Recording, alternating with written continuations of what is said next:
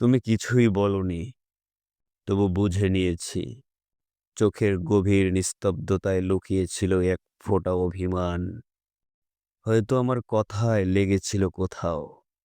না হয় আমি ঠিকমতো বোঝাতে পারিনি অনুভবগুলো। তুমি চুপ ছিলে, আর আমি অপেক্ষায়। একটা শব্দ, একটা দৃষ্টির ব্যাখ্যায় সন্ধান করেছিলাম নিজের ভুলের। ভালোবাসা কমেনি জানি, তবুও মনের আড়ালে জমেছে অদৃশ্য এক দেয়াল, যেখানে শব্দরা ধাক্কা খায় বারবার। এক ফোঁটা অভিমানী সম্পর্কের গতিপথ বদলে দেয় কখনো।